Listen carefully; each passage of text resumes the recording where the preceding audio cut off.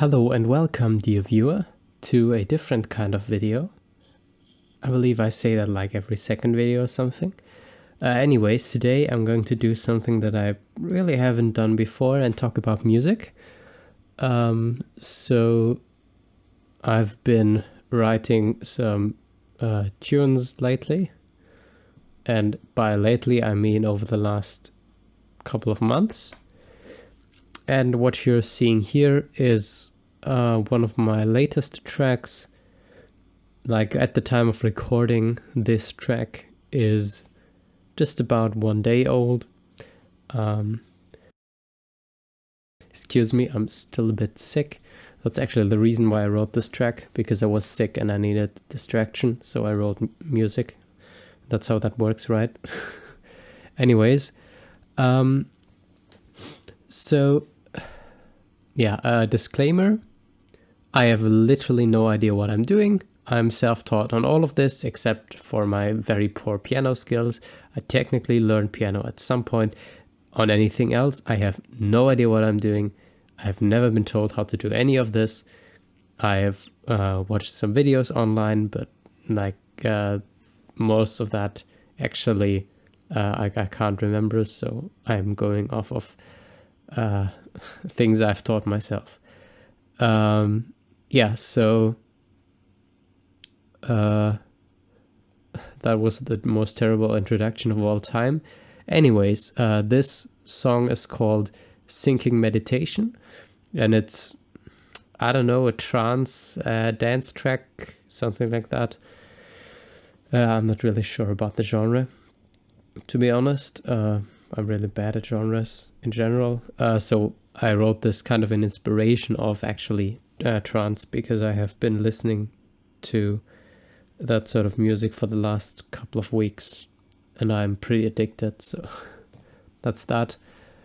Yeah, so what you can see here, of course, is the entire Ableton timeline that I did this. And I think I haven't changed anything since the upload. Yeah, you can check out the song in the description. It's on SoundCloud. Yeah, so basically so first of all, of course, this is all synths and some sound effects, but there's basically no real instruments in here. Up here we have a couple of synths. Just thinking, yeah, okay, they're sorted actually. Sometimes I forget to sort things, but yeah, these top 4 are basically all the synths. Then we have a bunch of drum and rhythm stuff. Down here are the 2 basses and then all the effects. So actually let's go through this like the way that I wrote it, which is that I started with a drop with this part here. And before I actually play you the drop, let me just... Okay, yeah, so my keyboard works. Let me just show you how this originally came about. So I don't know if I started with the super saw here, probably something like that. This is just a very, very standard super saw. If you see here, there's 4 parallel oscillators, all playing a saw wave. This display is kind of terrible, but it's playing a saw wave, and they are all... some of them are in an octave, but they're all very finely detuned from one another, which gives you this, like if I just play one note, it gives you this saw, super saw kind of sound. I don't know how to explain that, but that's as far as I can tell, that's like 90% of what trance is. Like 16th note, like a super saw pads and just super saw everywhere. At least that's how, as far as I can tell. So if you want to debate me on what trance actually is, tell me in the comments, please. Yeah, so I started with this synth probably, but like the melody that I came up with is in E minor. It's the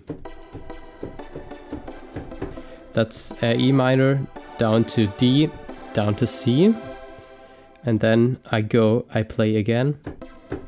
But this time it's the upper two notes of like still C and E, but before we had C major, but now it's A minor, which share these two notes. So it's like without changing the melody, we change the chords, and then we get, which is again, that's the A minor. And this now is some kind of B, probably B minor, because B minor is part of like standard E minor, if you think about it.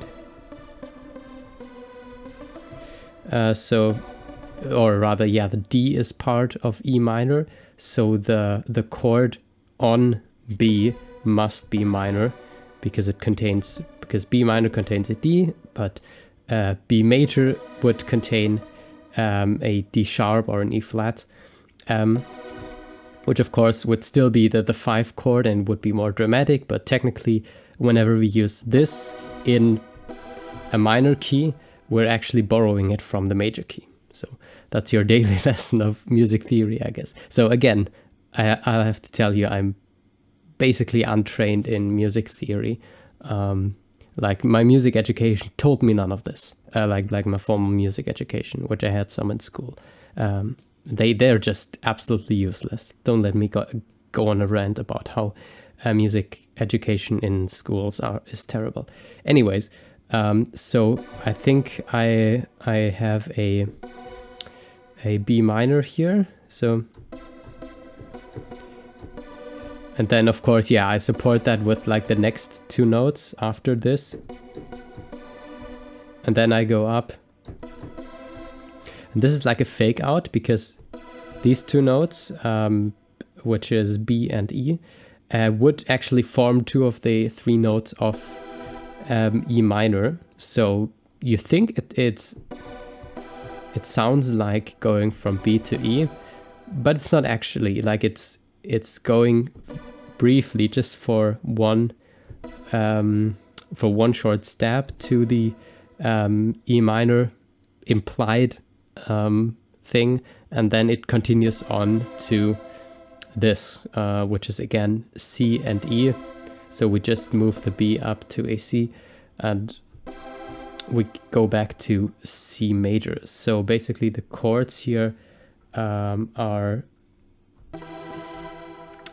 E minor, D, C, A, B flat, no, not B flat, B minor, and then a brief moment of E immediately interrupted by C. So if I play that more quickly.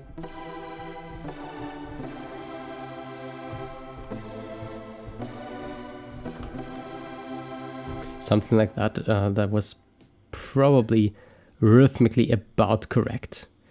Yeah, so that's the first repetition. So if I actually open the MIDI here, you should be able to see that. Oh god, it was Alt, right? Yeah, I'm still getting to gripes with the key combos. So that is the first part. Let's turn off pre-hearing.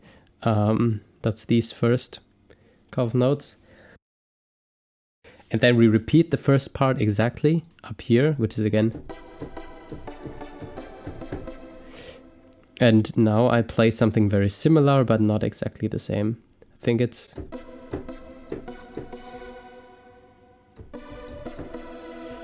Alright, I think I just stay here. Do I? Yeah, I just stay here. So basically just the very last stab is changed, but that changes the chords. So it's actually now a it's now actually a 5-1. And also I forgot, actually we change this time. We don't play this. We instead play this, which makes the B actually a B major. So we have.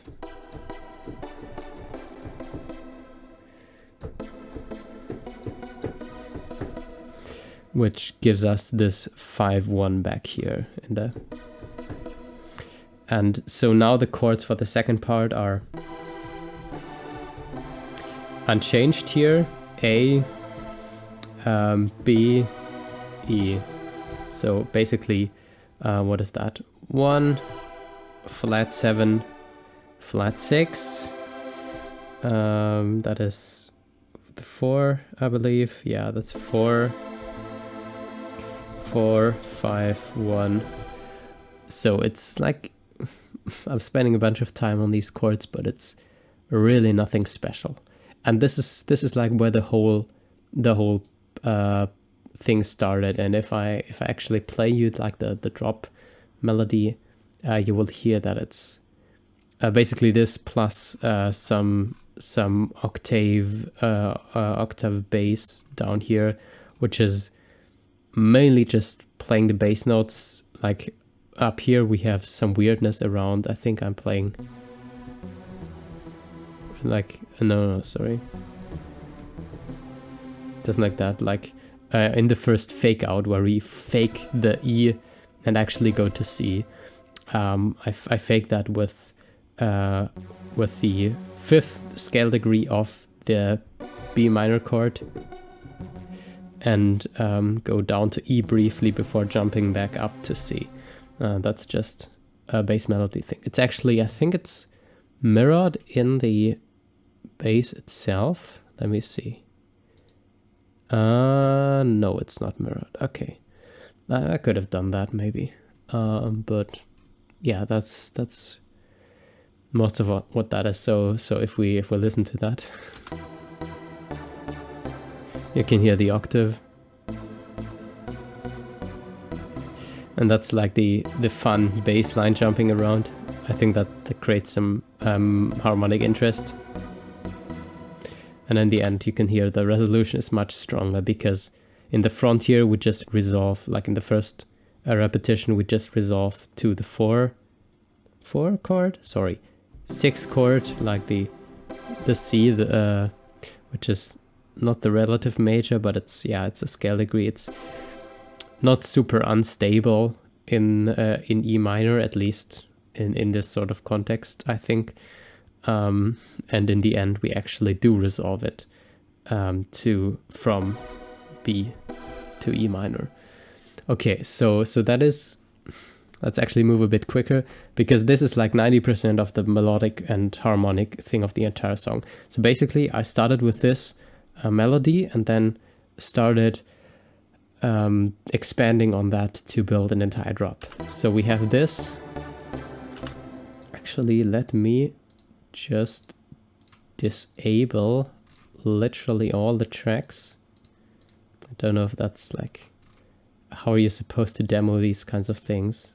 I'm not sure. Also, I have no track groupings, so that makes things extra hard. So yeah, we start with this. Oh god, now okay, now it works again. Yeah. Audio buffer length is rather short here. So we have this, and then we add in the noisy analog superstar, I called it, which is I can't hear that because I need to turn it on. Actually, it has some MIDI automation so that it I think it limits all notes to a length of 1 second or something. Yeah.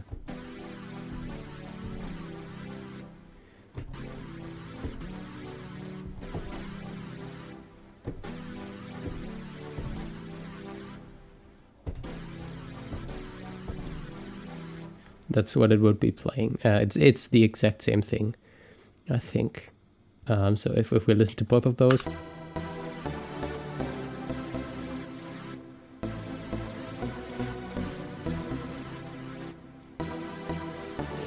So it's just doubling that.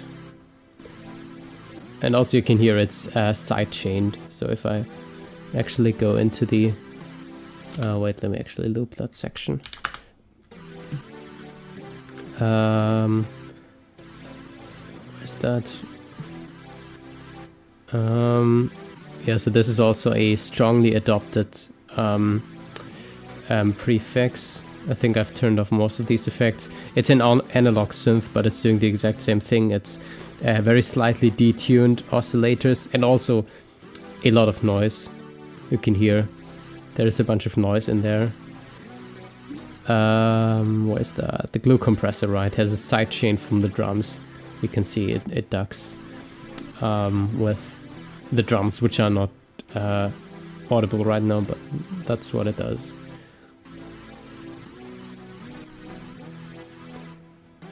Yeah, and then we add in something really fun, which is which is my favorite, the 16th stab saw, I would call it, which is, I believe it's just a copy of the first one with some minor adjustments. But what it has is an LFO automation on the filter curve. So by opening the filter in 16th notes increments with this, what is that? Yeah, a downward sloping saw wave, it creates these 16th automated stabs. And it's also sidechained to the bass, yeah, the kick drum. And this just plays some chords. And then we have essentially the same chords, I believe, on a little pad synth, which is pretty much the same as this one. So where's the filter actually? Let's just take down the filter. It's also very overdriven with the saturator here, but just by filtering it becomes a very nice warm synth for the background. Let's re-enable the automation here. This is also used in the beginning. I will show you that later. So if we listen to all four of those, like that's the main synth environment. We have like the two background synths down here, which are giving us the chords, and this one is also giving us some rhythm with 16th notes, and we have the two big fat lead synths, and all of them are some form of supersaw, except this slow one is strongly filtered. Yeah, and now if we listen to the drums, they're actually nothing special. It's just slightly drum bass saturated and EQ'd 909 kit, which is like comes default with Ableton. Like I'm just always using presets and adjusting them. I think I did some major adjustments to the snare drum or to the hi-hat. No, I think I did some adjustments to the hi-hat sound. But apart from that, this is just very standard. And what I did is just add a bunch of other drum sounds, which we'll hear in a minute. So just with these drums, it sounds like this. That's already super sick. Like these offbeat hi-hats, I don't think they're super typical for trance. They're used, but they're not super typical, but I really like them. Like it just grooves AF. I love this. This is already great. Like I think there was a point where I just had this and I thought, oh, I don't need to work on the drop anymore. It's already perfect. Of course it wasn't. I didn't know at the time, but yeah. So I have another hi-hat track, which this time is a sampled hi-hat. And this just does 16th notes and some EQ. Nothing special about this at all. If we combine that with the others, you can hear that we get more of the 16th notes emphasis. Actually, I think I'm going to listen to the drums on themselves, so you can hear the drums with the hi-hats. And now we get into the claps,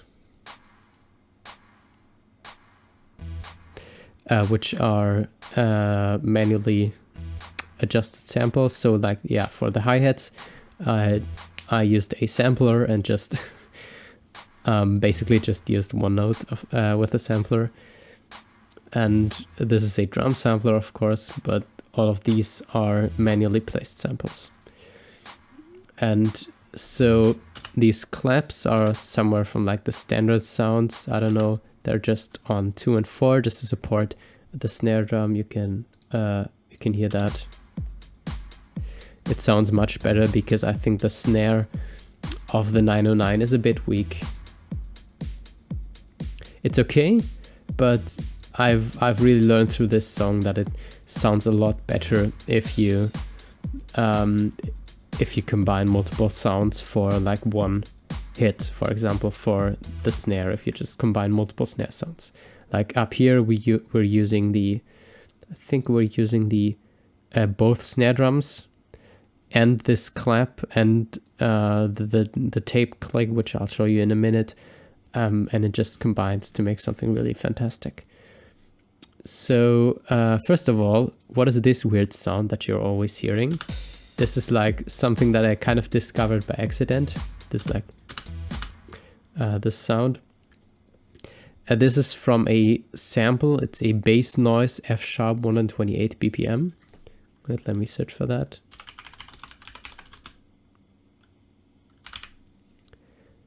I think my drive has to start back up. Why is it not searching everywhere?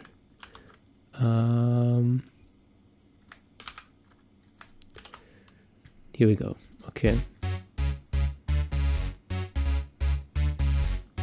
So that was the sound effect, or like the sample that I used, and I just cut something, I think from around here, I believe, and pitched it so that it made an E, because of course this song is in E and that one is in F# and uses a bunch of different notes. That shouldn't matter. So you can hear this fun little sound.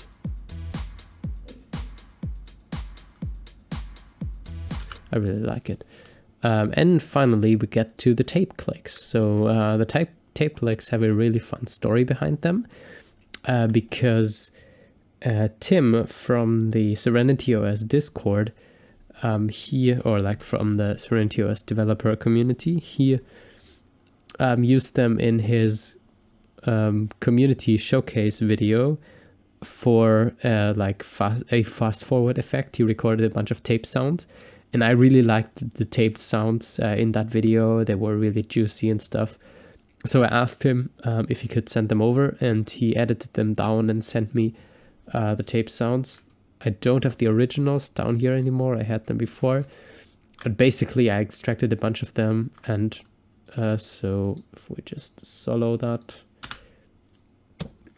that's one of the tape click sounds. That's like probably like pushing a button or something.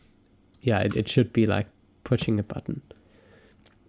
So it doesn't sound too spectacular out of context, but I think it sounds really nice if we put that in with the other drum sounds. It just emphasizes like the 4, which doesn't have this kind of emphasis, which gives some dynamics to it. Sometimes I use it like in front here. I use it on every 4, not just on every second 4. So when I say on every 4, I mean the 4th beat of every bar. So this is the 2nd, this is the 4th beat. So yeah, this is every second 4, and in front here we use it on every one, and I am also doing some effects here. We'll get to that later. Oh god. Okay, and finally we also have the an extra kick sound, which is really low. You might not even be able to hear that. I think that was just a sample that I combined and split up, or like looped and stuff. That was really fun. I think it has some overdrive on it. Oh right, it has some like expansion on here, and also this really nice cabinet effect. I don't know, I just put things on that sounded good. Don't ask me. Yeah, and so this in combination with the other just emphasizes the bass drum once more. Yeah, but actually like the only sidechain source is the bass drum from this track, so maybe that could be improved, I don't know. Anyways, there's some, if we now combine that with the a melody, we already get something really fun. Like I really like the interaction of like the melody with this sound effect. If you listen, the melody ends and we get this sound effect. That's super cool to me. Okay. If I now turn off all of them. Oh, by the way, I forgot to mention, like all of them have massive amounts of reverb. Like there's a master reverb, which is absolutely huge. There is a reverb on this somewhere. Yeah, which is pretty massive. Most of them have like individual reverb, and there's like global reverb and all that sort of stuff. Okay, but I wanted to talk about bass. So let's listen to the bass. Bass is nothing special. It also just plays standard notes. It's sidechained. It's this standard bass synth, which is super sick. I do some automation on that, but not in here. There's also the rhythmic bass, which we'll hear later. I can demo that right now. Basically, that's just doing a bunch of LFO automation and auto panning, I think, which just shifts the phase around mainly. I could have used like a phaser for that. So like those two sounds are rather similar, so I can just exchange them or layer them. As you can see, I do that bunch of the time. Yeah, and then finally we have these two noise tracks. So pretty boring. One of them is just straight up, I think, yeah, the analog synth with noise, and I actually changed the color, which is just the filter cutoff, to get like a riser effect in some places. We can hear that later. And the other one is just another tape sound, which in this time is the tape fast forward sound. You can see it's a sample that's looped. I just really like how that comes out with all of the other sounds. So let's enable all of this. So many things to click.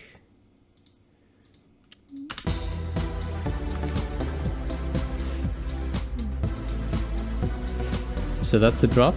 I really like it. It's probably one of the most favorite, it's probably my most favorite thing I've ever written.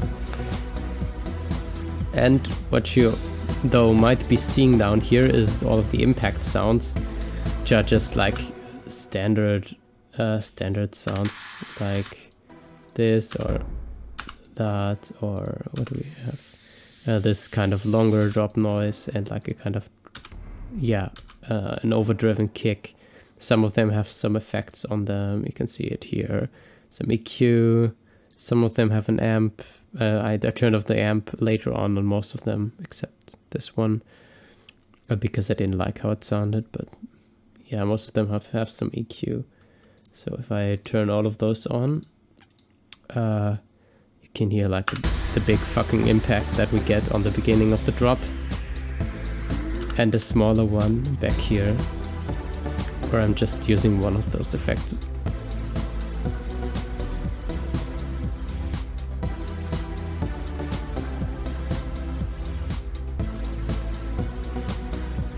So now I had finished writing the drop.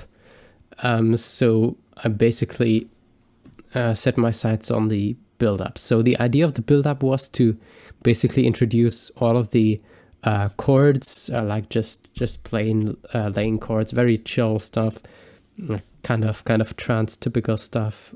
Like I literally have no idea how typical any of this is for trance, but I figured it might be typical in some sense or another. So basically I wanted to introduce the pads here, and they are using a slightly different chord progression. You can probably hear it best up here. It's down to C, A minor, and up to C again. Or is it? No, right, it's, I'm always forgetting. It's the one octave down. E minor, D, C as before, A minor as before, but then we immediately go to B major and to E minor again. So basically we're abbreviating this entire stuff we have in the drop here, where it takes 8 bars to repeat, and we repeat that within 4 bars, I believe.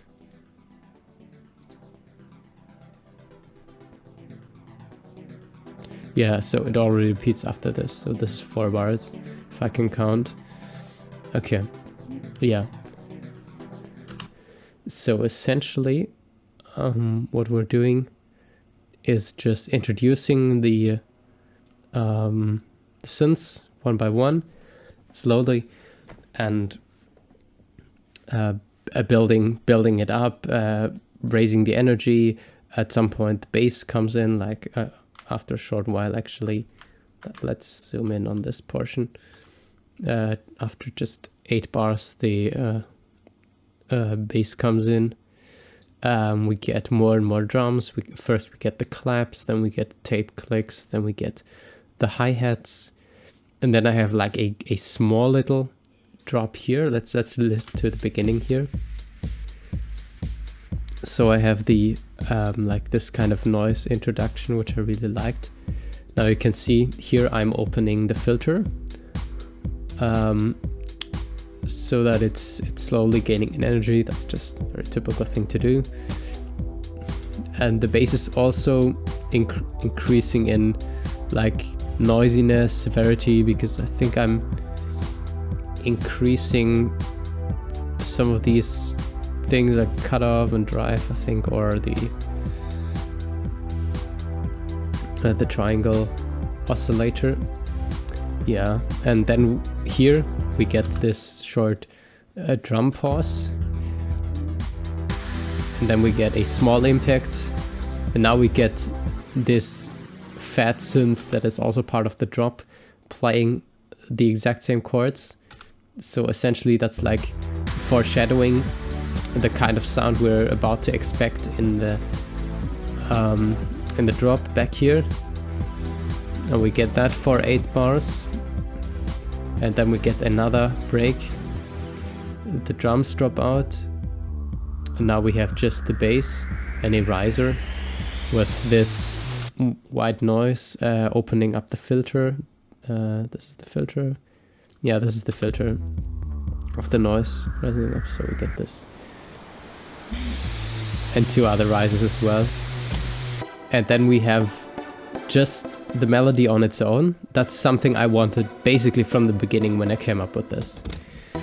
And some tape sound effects to nice it up. And then we get the octaves in the first like non-real repetition, and then in the first real repetition we get a bunch of other things. These 2 synth, the 16th step synth, the like the big noisy synth that plays the longer notes. We get claps here, or hi-hats here. Yeah, hi-hats here. Hi-hats here. Right, we get claps here. And also the tape sounds. And then back here we even get the bass. Oh god, it's chopping AF. And then it's just a typical build-up. It's not super strong, super long and stuff, but I really like the way that I first introduced the melody and have everyone else come in and like a kind of a drop here. We already heard this part. We have a minor drop on the repetition. I really don't like repeating much, but I think like 1 repetition is fine, especially because we're changing things up in the drum instrumentation, as you can see down here. And then we... Oh, I'm actually looping here, so let's continue this way. So then we remove like the normal melody, like the proper stab melody, but we actually keep the melody in this synth, and also the pad drops out. And then the bass is removed. We tune down the drums, remove the claps, and now I just have the 16th saw this as the focus. because I really liked when I created that. I really thought the sound was cool, so I wanted to give it some time on its own to shine. So that's what this section is for. It's like kind of an interlude between the two drops. And then we get another riser here and the tape fast forward. Like this is a much longer riser. And in the end also the bass will come back. And this is the 16th bass. And then we get another drop. But this is actually not so eventful as the first one. We just have this kind of tape click and a bunch of claps at the end and hi-hats, but really not much. Yeah, so wanted to talk about the bass. We have the rhythmic bass down here, which is playing this kind of automated eighth note rhythm. I can't even talk. With like a bunch of automation parameters, I think. At least, yeah, these ones. And also in sync with the LFO, the pan. Yeah, so then we get it back down here. And we'll get a second drop, which already starts with like this enhanced beat from back here in the bass. And also the noise is louder this time, so this even a stronger drop. And we have a stronger impact the second time around. And also now I'm making the like second saw, like this, the analog one, the super noisy analog one, I'm making that louder because I wanted to give it some more spotlight here. So of course the melody is still in, but this is taking up more of the spotlight now. And then we get another riser to the end of the drop. And this is like just the beat section basically. I like doing that, just having the beat in here with the bass. Both basses actually playing this part. And also like the tape fast forward is still playing. They're fading that out, just like to have some continuity here because it's playing throughout the entire drop. So it doesn't immediately drop out. And this part, I really like this. I basically bring back the melody for the very last phrase. And then I end on like the last note of the melody, not the end of the beat or something. The last note of the melody, which really drives this home. I don't know, I really like this. Yeah, so of course this time it was an advantage like to keep playing the like the main chord progression with the fake out, with the 8-bar phrasing in the bass. You can see here it's jumping to the C intermittently. That's like the fake out phrase essentially. It's the same bass line as in all the drops. But like in this interlude, if you listen closely, you might be able to hear. Actually, I was lying. This is also the fake out melody, or is it? Yeah, right, this is still the fake out melody, so to speak. But this one, this time we switch over. Now this one is actually the non-fake out melody from the intro. This is playing in E minor here. That's how you can distinguish them. So we interlude basically directly, like we did like with the intro thing in the front here. We go from the simpler 4-bar phrase directly into the drop here. And yeah, but of course it still works because they end the same way, like the ending phrase is basically the same, so they interlock very well. Yeah, okay, that's basically all there is. The song is about 3:50. I didn't really look out for the length, but when I initially had like the drop and I saw, oh, it's so short, I was kind of scared that I would have this awesome song only for like 1 minute and 20 seconds. But then I realized I could make the intro like over 1 minute. Like you can see, even just until the point where we have this short riser phrase, we're already at 1 minute. And I just really like doing that, like having these kind of slow build-ups. I really like how managed to get this synth slowly fading in. I really don't care if it doesn't get into the action right away. Like it takes sort of like 20 seconds even for the bass line to come in.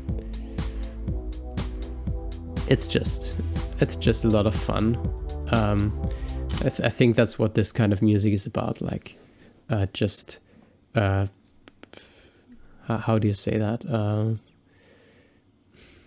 Yeah, giving yourself some time and some space to develop ideas, and just let things repeat, and let things phase around in like a large space, and like a literal large space, because there's a fuck ton of reverb on this thing. If we just listen to the reverb, even on the intro, it's pretty significant. Like the drums have a huge amount of reverb.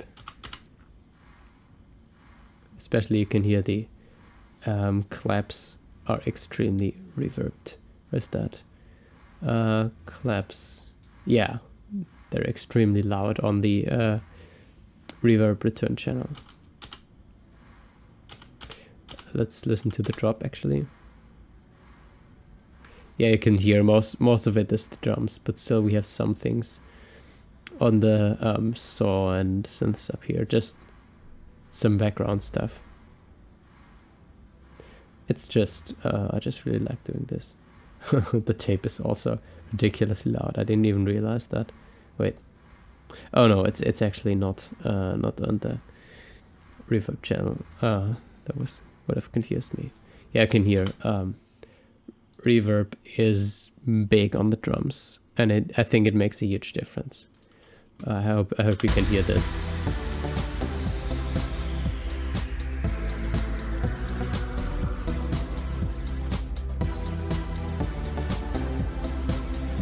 I can definitely tell that it just opens the space up so much.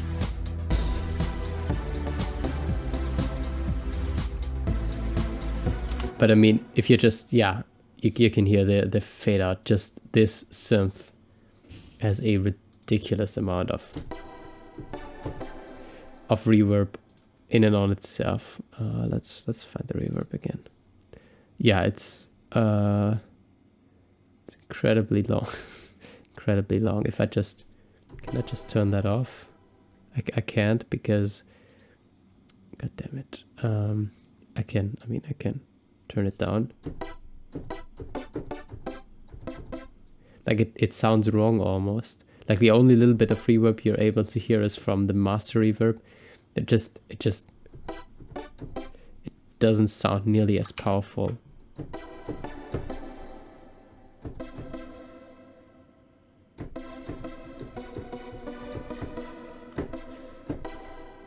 It's just super cool.